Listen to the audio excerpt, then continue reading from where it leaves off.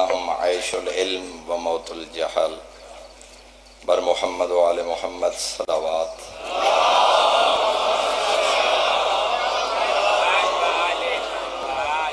نعرہ تکبیر، نعرہ رسالت، نعرہ حیدری، آواز بلند صلوات۔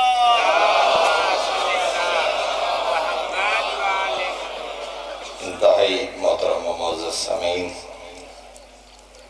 جیسا کہ آپ سن چکے کہ آج کی اس رات کی نشست کا عنوان ہی کلام امیر المومنین علیہ السلام ہے،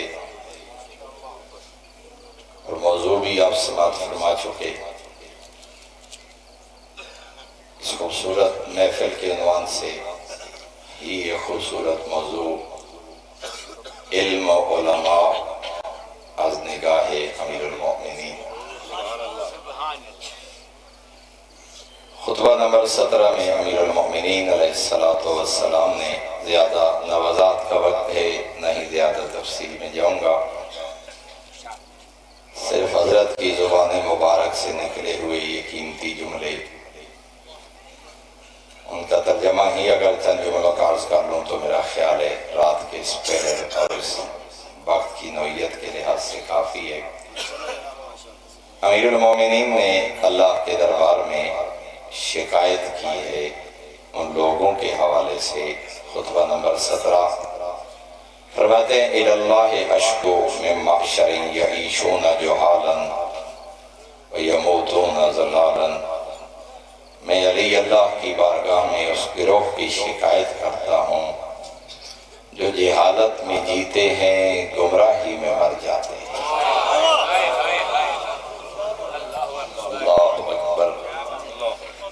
میں علی دربار توحید میں مجھے شکوہ ہے ہم لوگوں کے متعلق جو جہالت میں جیتے ہیں اور گمراہی میں ہی مر جاتے ہیں، اور پھر جن کا امام علی ہو اور پھر جن کے راہبر 14 ہوں اور جو سوالی ہی باب العلم کے ہوں، تو ظاہر ہے آپ خود اندازہ لگائیے کہ ان کی ذمہ داری کیا ہوگی۔ اور پھر میرے آقا نے فرمایا ایھا الناس، خطبہ نمبر 32 میں میرے آقا نے فرمایا ایھا الناس انا قد اصبحنا فی دہر عنود و زمن قنود، اے لوگو ہم ایک ایسے زمانہ میں پیدا ہوئے ہیں فی دہر عنود جو کج رفتار ہے، و زمن قنود اور ناشکر گزار دنیا ہے، یعد فیہ المحسن مسیئا، یہ کیسا کج رفتار زمانہ ہے اور کیسی ناشکر گزار دنیا ہے۔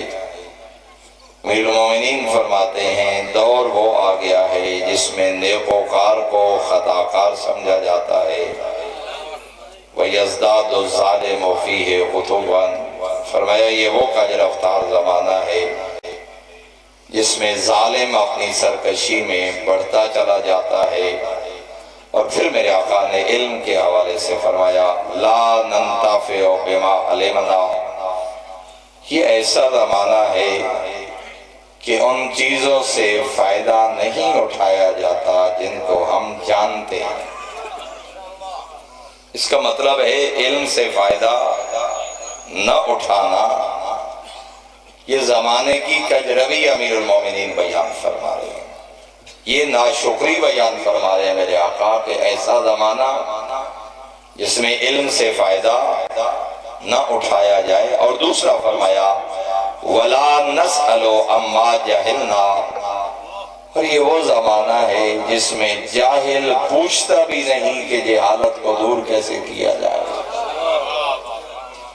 اس کا مطلب ہے کہ علم سے فائدہ نہ اٹھانا اور جاہل کا سوال نہ کرنا، اور جیسا کہ پہلا فرمان میرے آقا کا میں نے عرض کیا یعیشون جہالا، جہالت میں زندگی گزارتے ہیں اور گمراہی میں مر جاتے ہیں۔ تو امیر المومنین اسی چیز کو دوسرے مقام پہ فرما رہے ہیں یہ کج روی ہے زمانے کی، یہ کج رفتاری ہے زمانے کی، یہ ناشکر گزاری ہے ان لوگوں کی۔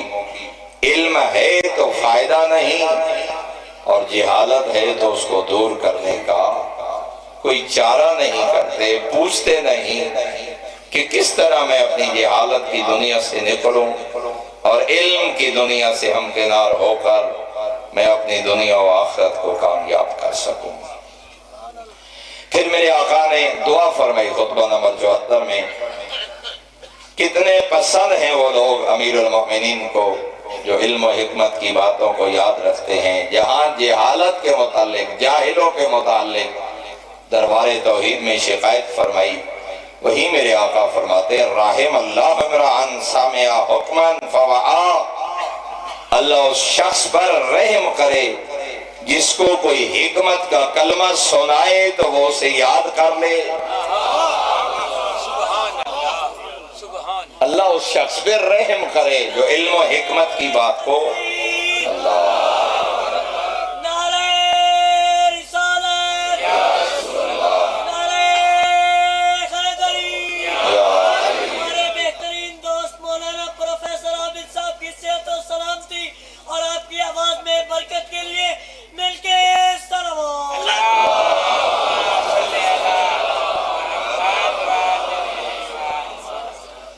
شخص پر رحم کرے جس نے علم و حکمت کی بات کو سنا اور پھر اس کو یاد کیا۔ اب دیکھیں، ایک طرف جہالت میں زندگی گزارنے والے کی شکایت اور دوسری طرف علم و حکمت کو محفوظ رکھنے والوں کے حق میں امیر المومنین دعا فرما رہے ہیں۔ اور پھر میرے آقا نے ایک دوسرے مقام پہ خطبہ نمبر 81 میں ارشاد فرمایا، جعل لکم اسماءً لتعی معناها، اے بندگان خدا، اللہ نے یہ کان، یہ قوت سماعت تجھے اس لیے عطا فرمائی ہے کہ جب اہم چیزوں کو سنو تو ان کو محفوظ رکھو۔ یہاں بہت ساری چیزوں کا ذکر کیا، وہاں قوت سماعت اللہ نے تمہیں یہ کان عطا فرمائے ہیں۔ ہمارے ہاں ہوتا کیا ہے کہ اگر 10 گھنٹے کی مجلس ہوئی ہے اور 10-12 خطیب پڑھ گئے، جا کے تبصرہ تو یہ ہوتا ہے فلاں نے بھئی کمال کر دی، پڑھا کیا تھا یہ یاد نہیں ہوتا۔ اگر کوئی پوچھ لے اس میں سے کوئی ایک جملہ، کوئی کلام، کوئی آیت، کوئی حدیث، کوئی میسج، کوئی علم و حکمت کی بات نہیں، تب لطف ہے جب انسان علم و حکمت کی بات کو سنے اور پھر اس کو محفوظ رکھے اور پھر اس کو اپنی زندگی کا حصہ بنائے۔ اور پھر میرے آقا نے خطبہ نمبر 191 میں ارشاد فرمایا کہ اہل تقوی کی علامات میں سے ہے، متقی کون ہے؟ فرمایا وَوَقَفُوا أَسْمَاءَهُمْ عَلَى الْعِلْمِ النَّافِعِ لَهُمْ، فرمایا وہ ہیں صاحبان تقوی جنہوں نے نفع بخش علم کو سنا اور اس کے لیے اپنے کانوں کو وقف کیا۔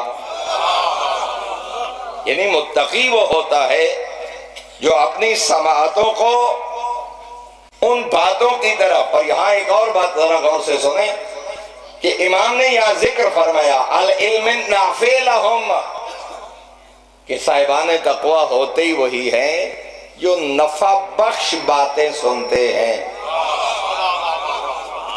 وہی باتیں سنتے ہیں جو ان کی دنیا و آخرت کے لیے نفع بخش ہوں، فائدہ مند ہوں۔ لا یعنی بات پہ، لغو باتوں پہ کان دھرنے والے اور فضول اور جاہلانہ باتوں پہ گھنٹوں صرف کر دینے والے وہ صاحبان تقوی نہیں ہوتے۔ صاحبان تقوی کی ایک نشانی یہ ہے کہ وہ وہی بات غور سے سنتے ہیں جو ان کے لیے نفع بخش ہوتی ہے۔ اور پھر میرے آقا امیر المومنین نے جاہل اور عالم کی تعریف فرمائی۔ آئیے ذرا دیکھیے اس عالم ربانی امام کی نگاہ میں عالم کون ہے اور جاہل کون ہے؟ تو میرے آقا نے فرمایا کفا بالمرء جہلا ان لا یعرف قدرہ، اس سے بڑھ کر جاہل کون ہو سکتا ہے جس کو اپنی قدر و منزلت کا ہی پتہ نہ ہو۔ اس سے بڑا جاہل کون ہے جس کو اپنی قدر و منزلت کا انسان خود کو عزت دار بنائے. ابھی برادر مولانا حامد علی صاحب ایک جملہ کلام امیر المومنین میں سے ہی فرما رہے تھے کہ عزت نفس پیدا کرنا خود بچوں کے اندر، اور اپنے آپ کو عزت دار بناؤ گے، اپنی قدر و قیمت کو سمجھو گے کہ سب سے پہلے اشرف المخلوقات انسان کی قیمت کیا ہے، پھر ایک مسلمان کا مقام کیا ہے، پھر علی کو ماننے والے کی عزت و عظمت کیا ہے، اور پھر مجھے اللہ نے جو قدر و منزلت بحیثیت انسان، بحیثیت مومن، بحیثیت غلام امیر المومنین میرا مقام کیا ہے. فرمایا یاد رکھو وہی تو عالم ہے جو اپنی قدر و منزلت کو پہچان جائے، اور اس شخص سے بڑا جاہل کوئی نہیں جو اپنے مقام کو ہی نہ پہچان سکے. 2 مرتبہ امام نے یہ فرمایا، خطبہ نمبر 16 میں بھی اور خطبہ نمبر 101 میں بھی فرمایا العالم من عرف قدرہ وقفا بالمرء جہلا ان لا یعرف قدرہ. فرمایا عالم ہے ہی وہی جو اپنا مرتبہ شناس ہو. عالم وہ ہے جو اپنی قدر و منزلت کو جانتا ہو، اور ایک انسان کی جہالت کے لیے کافی ہے کہ اسے خود کا پتہ ہی نہ ہو کہ میری قدر و منزلت کیا ہے. اور پھر میرے آقا نے حکم نمبر 149 میں اسی مفہوم کو ان الفاظ میں بیان فرمایا، فرمایا ہلاک امرؤ لم یعرف قدرہ. فرمایا یاد رکھو ہلاک ہو گیا وہ شخص جو اپنی قدر و منزلت کو نہ پہچان سکا. ہلاک ہو گیا وہ شخص جو اپنی قدر و منزلت کو نہ پہچان سکا. اور پھر حکمت نمبر 4 میں امیر المومنین نے علم کی فضیلت کو بیان کرتے ہوئے فرمایا العلم وراثۃ کریمۃ. دنیا والو علم شریف ترین میراث ہے. اگر کوئی بہترین میراث ہے تمہارے لیے تو علم ہے. نہ مال دنیا نہ کثرت اولاد. اور پھر اسی مفہوم کو حکمت نمبر 94 میں میرے آقا نے بیان فرمایا، فرمایا لیس الخیر. جب کسی نے پوچھا بولا خیر کیا ہے، نیکی کیا ہے، بہتر کیا ہے، تو میرے آقا نے اس کے جواب میں فرمایا لیس الخیر ان یکثر مالک و ولدک. فرمایا خیر یہ نہیں ہے کہ تیرے پاس مال کی فراوانی ہو یا تیری اولاد کثیر ہو. فرمایا ولکن الخیر ان یکثر علمک. بلکہ فرمایا خوبی اور نیکی یہ ہے کہ تمہارا علم زیادہ ہو. خوبی اور نیکی یہ ہے، خیر یہ ہے کہ تمہارا علم زیادہ ہو. وَأَنْ يَعْظُمَ حِلْمُكَ. اور دوسرا میرے آقا نے فرمایا تمہیں بردباری بہت زیادہ پائی جائے، تمہارا علم بہت بڑا ہو. اور تیسرا فرمایا وَأَنْ تُوَحِيَ النَّاسَ بِعِبَادَتِ رَبِّكَ. مفتی صاحب قبلہ نے اس کا ترجمہ ان الفاظ میں فرمایا، اور فخر اس بات میں ہے، خیر اس بات میں ہے کہ تم اپنے پروردگار کی عبادت پہ ناز کر سکو. کثرت اولاد خیر اور نیکی نہیں ہے، کثرت اعمال خیر نہیں ہے. کثرت علم اور حلم میں بڑا ہونا، بردبار ہونا. اور پھر میرے آقا نے حکمت نمبر 113 میں ارشاد فرمایا دنیا والو ولا علم قد تفکر. او دنیا والو تفکر سے بڑھ کر کوئی علم نہیں ہے، غور و فکر کرنے سے بڑا کوئی علم نہیں ہے. کہ انسان غور و فکر کرے، اس دنیا میں غور و فکر کرے، اپنی ذات کے بارے میں غور و فکر کرے، اس کائنات کی تخلیق کے بارے میں غور و فکر کرے، احکام الہی میں غور و فکر کرے. فرمایا دنیا والو یاد رکھو تفکر سے بڑا علم کوئی نہیں. اور پھر فرمایا ولا شرف قل علم. اور فرمایا یاد رکھو علم سے بڑی بزرگی کوئی نہیں، غور و فکر سے بڑا علم کوئی نہیں. اور فرمایا علم کی مانند کوئی بزرگی نہیں، علم کی مانند کوئی شرافت نہیں. اور پھر حکمت نمبر 205 میں میرے آقا نے فرمایا کل وعاء یضیق بما جعل فیہ. کسی ظرف میں، کسی برتن میں جب کوئی چیز رکھی جائے تو اس کے رکھنے سے وہ برتن تنگ ہو جاتا ہے، وہ ظرف تنگ ہو جاتا ہے، اس میں جگہ کم پڑ جاتی ہے۔ اِلَّا وِعَاءَ الْعِلْمِ فَإِنَّهُ يَتَّسِعُ، فرمایا علم کا برتن اور ظرف ایک ایسا برتن ہے جتنا اس میں علم ڈالتے جاؤ گے اتنی وسعت اختیار کرتا چلا جائے گا۔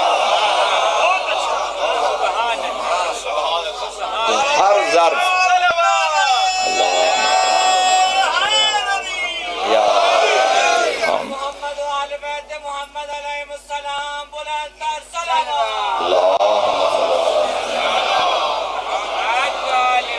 ہر ظرف اس سے کہ جو اس میں رکھا جائے تنگ ہو جاتا ہے، جگہ کم پڑ جاتی ہے، لیکن فرمایا ظرف علم یہ ایسی چیز ہے جتنا علم بڑھتا چلا جائے گا اتنی اس میں وسعت پیدا ہوتی چلی جائے گی۔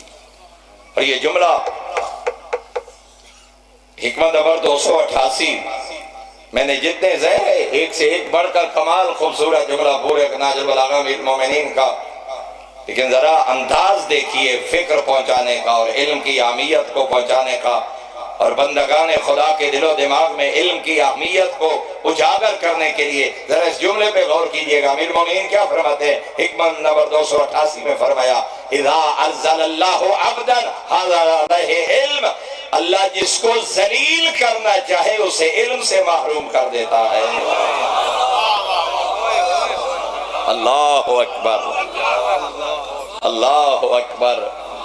اللہ جس کو ذلیل کرنا چاہے اس کی زندگی ذلت بھری زندگی ہو جائے اسے علم سے محروم کر دیتا ہے۔ اب اسی کا دوسرا پہلو ذہن میں لائیے، یہاں کیا فرمایا؟ اذا ارزل اللہ عبدا حضر علیہ العلم، اللہ جس بندے کو ذلیل کرنا چاہتا ہے اسے علم و دانش سے محروم کر دیتا ہے۔ ذرا اسی کا دوسرا رخ سوچئے، اللہ جس کو عزت دار بنانا چاہے اسے علم کی دولت سے مالا مال کر دیتا ہے۔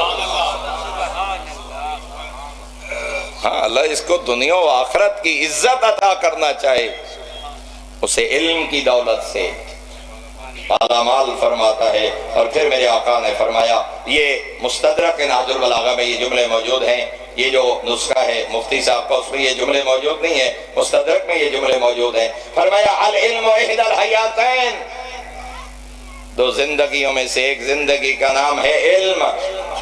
اور پھر میرے آقا نے فرمایا العالم حی بین الموتى، العالم حی بین الموتى، فرمایا دنیا والو عالم مردوں میں رہ کے بھی زندہ ہوتا ہے، عالم مردوں میں بھی ہو، العلماء باقون۔ ابھی قبلہ بزرگوار جملہ فرما رہے تھے جو امیر المومنین نے حکمت نمبر 147 میں جناب قمیل کو جو فرمایا تھا۔ ہاں، میں کوشش کروں گا کہ آخر میں وہ چند جملے بھی تلاوت کروں۔ فرمایا علماء تب تک باقی ہیں جب تک زمانہ باقی ہے۔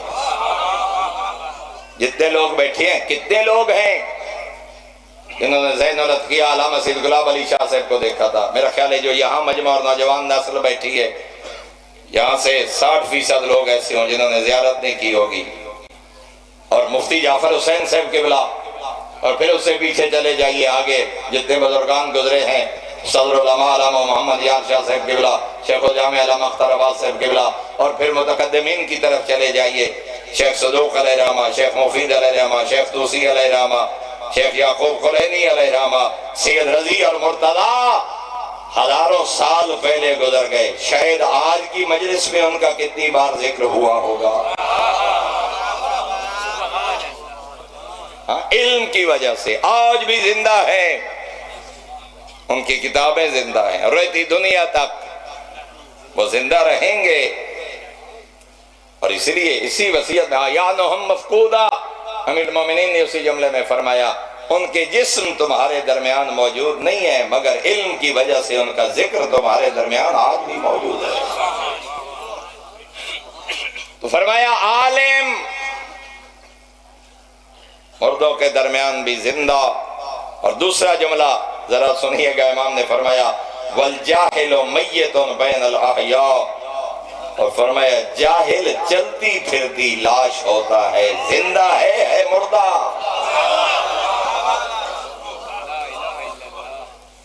چلتی پھرتی لاش ہے، زندوں کے درمیان رہ کے اور وہی اسی پہ لے جائے، اولئک کالانعام بل ہم اضل، وہ ڈھور ڈنگروں سے بھی گئے گزرے، ان سے بھی گئے گزرے، فرمایا جاہل چلتی پھرتی۔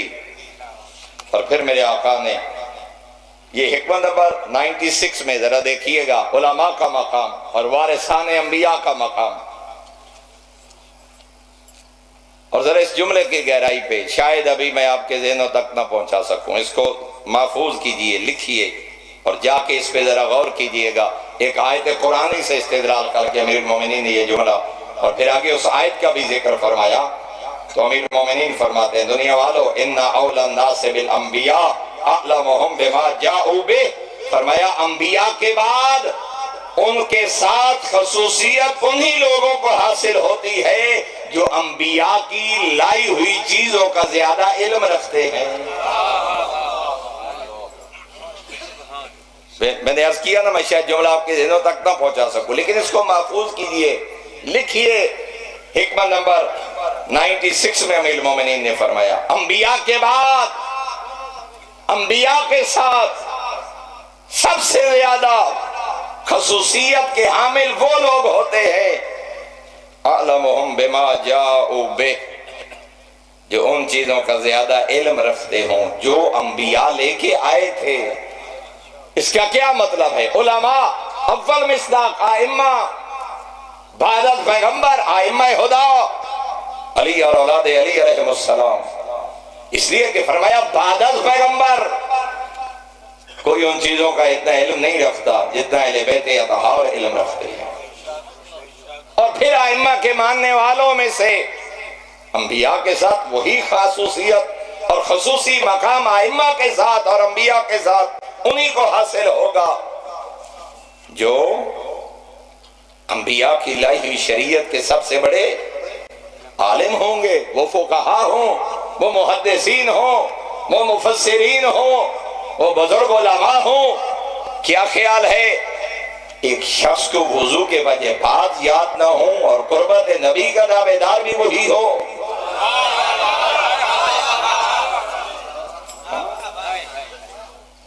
تو پیغمبر کے ساتھ اور انبیاء کے ساتھ انہی لوگوں کو خصوصی مقام حاصل ہوگا جو انبیاء کے لائے ہوئے دین اور شریعت کے عالم ہوں گے۔ اور پھر میرے آقا نے ایک دفعہ بلندر صلوات تلاوت فرمائیے۔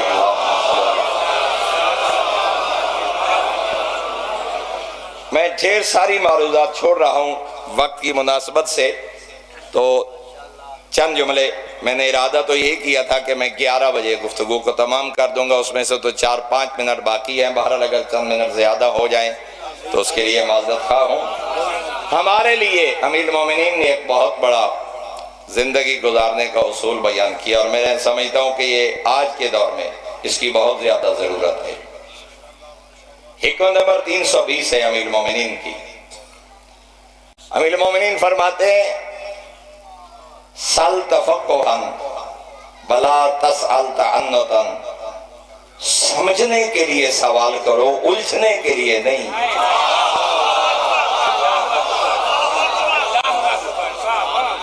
ہمیں تو یہ بھی پتہ نہیں چلا کہ ہم سوال کیا کر رہے ہیں یا ہمارے سوال کا ہدف کیا ہے۔ 90% سوالوں کا ہدف ہوتا ہے شیطنت، الجھنا۔ 90% سوالوں کا مقصد ہوتا ہے کہ سوال کے ذریعے کو فتنہ اٹھاؤں کہ یہ کیا جواب دیتے ہیں، اور لوگوں کی نگاہوں میں ان کا کردار اور ان کے رویے کو مشکوک کروں۔ اور اس لیے ہمارے بزرگان علماء نجفی صاحب قبلہ اللہ درجہ بلند فرمائے، زین الاتقیاء قبلہ غلام علی شاہ صاحب، ذرا دیکھیے گا، اٹھا کے دیکھیے، آج بھی مذاکرے ساری زندگی سوال یہی پوچھا جاتا رہا، کڑا پہننا جائز ہے یا نہیں، بندی پہننی جائز ہے یا نہیں، لٹ کے بارے میں شرعی حکم کیا ہے، یا علی مدد کے بارے میں آپ کا کیا خیال ہے۔ وہی صورت نظر آتی ہے جب امیر المومنین کہتے تھے یہاں علم کا سمندر ٹھاٹھے مار رہا ہے، کاش اس علم کو اٹھانے والے علی کو مل جاتے۔ پوچھنا کیا تھا علماء سے، رہنمائی کیا لینا تھی؟ حلال و حرام پوچھنا تھا، اپنے عقائد کو مضبوط کرنا تھا، اپنے واجبات کا پتہ کرنا چاہا تھا، اپنی دنیاوی اخری زندگی کے بارے میں رہنمائی۔ ہاں بات کہیں اور نہ چلی جائے، لوٹتے اسی جملے کی طرف۔ کیا معصوم نے فرمایا؟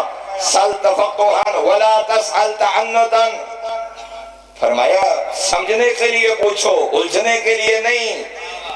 اور اگلا جملہ ذرا غور سے سنا، امیر المومنین فرماتے ہیں فَإِنَّ الْجَاهِلَ الْمُتَعَلِّمْ شَبِيهٌ بِالْعَالِمِ، جو جاہل سیکھنے کے لیے پوچھے وہ علماء کی شبیہ ہوا کرتا ہے۔ اسے جاہل نہ کہو، جو سمجھنے کے لیے پوچھے، جو اپنی جہالت دور کرنے کے لیے پوچھے۔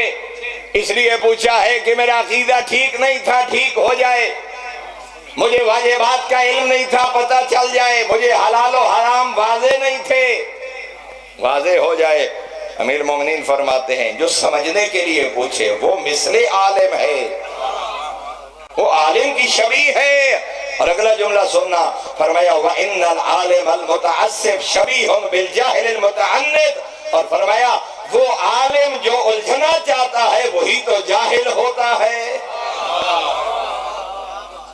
جانتا ہے مگر الجھنے کے لیے سوال کر رہا ہے، شرارت کے لیے سوال کر رہا ہے، کسی شریف کی توہین کا سبب بننے کے لیے سوال کر رہا ہے، اس قوم کو تقسیم کرنے کے لیے سوال کر رہا ہے۔ فرمایا وہی تو جاہل کی مانند ہے۔ اور پھر میرے آقا نے ایک دفعہ بلند صلوات تلاوت کی،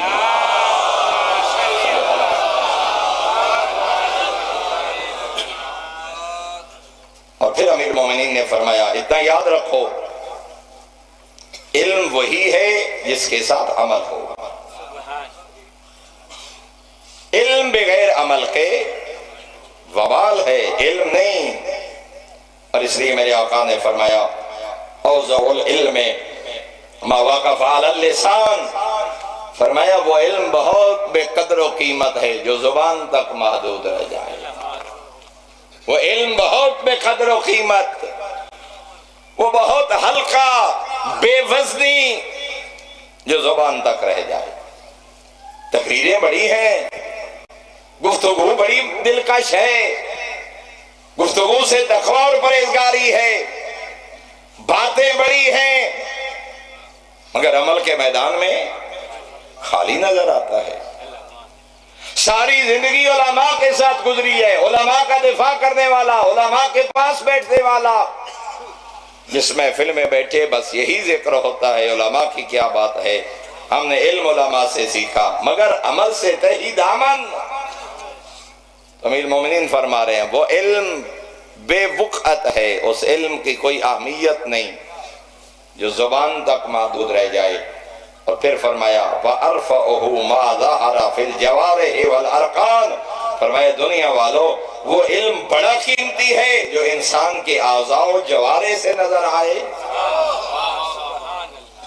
وہ علم بڑا وزنی ہے، وہ علم بڑا قدر و قیمت والا ہے جو انسان کی نشست و برخاست سے نظر آئے، انسان کے اٹھتے بیٹھتے سے نظر آئے، انسان کے کردار میں نظر آئے، انسان کے معمولات زندگی میں نظر آئے۔ اور پھر میرے آقا نے حکمت نمبر 366 میں فرمایا العلم مقرون بالعمل، دنیا والو علم عمل سے وابستہ ہے، فمن علم عمل، اس لیے کہ جو سیکھتا ہے علم حاصل کرتا ہے پھر اس پر عمل بھی کرتا ہے۔ اور پھر میرے آقا نے فرمایا والعلم یعطف بالعمل، فرمایا علم کے ذریعے عمل کو پکارا جاتا ہے، ندا دی جاتی ہے، وَإِنْ عَجَابَهُ وَإِنْ ارْتَحَلَ عَنْهُ، اگر علم کی پکار پہ عمل آ جائے تو علم ٹھہر جاتا ہے، اگر عمل نہ آئے تو علم بھی رخصت ہو جاتا ہے۔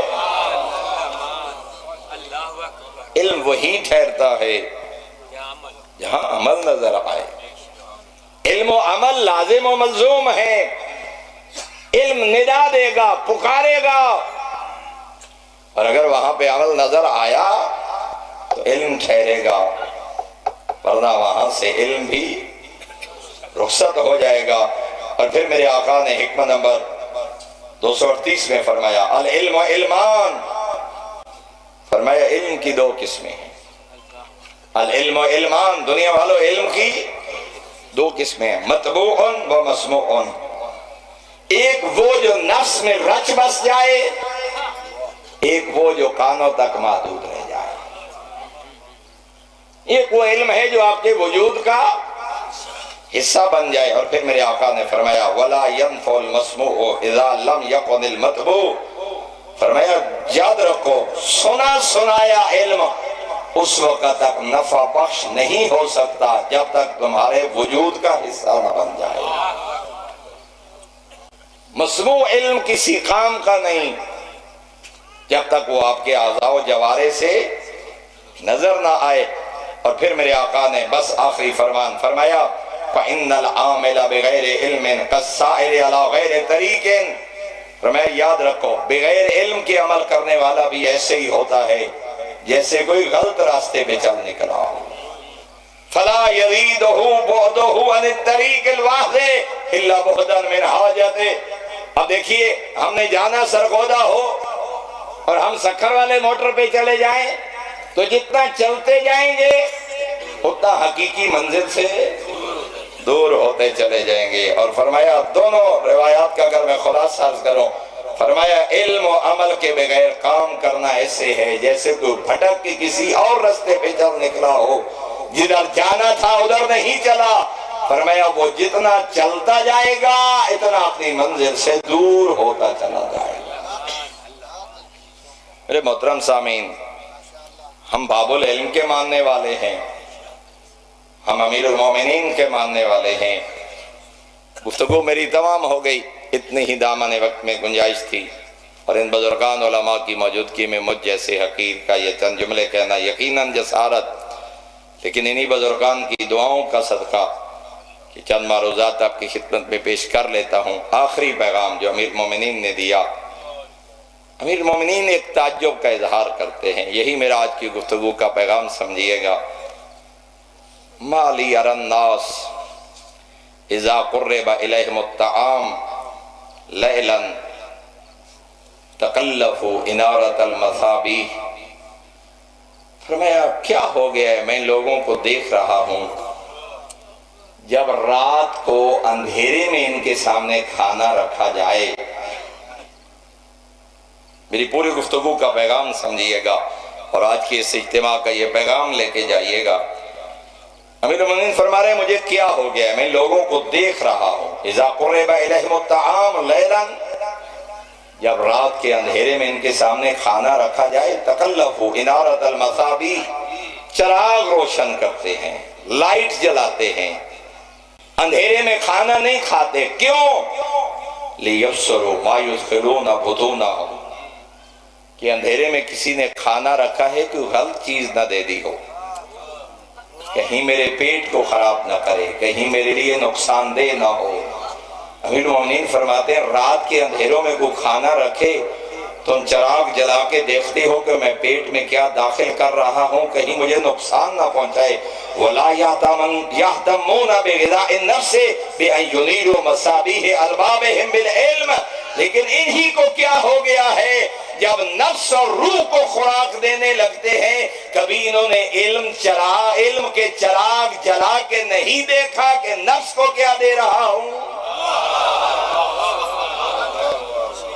رات کے اندھیروں میں کھانا ہے، چراغ جلاتے ہیں، دیکھوں کہ میرے دہن میں کیا جا رہا ہے، میرے پیٹ میں کیا جا رہا ہے، میری صحت کے لیے نقصان دہ نہ ہو۔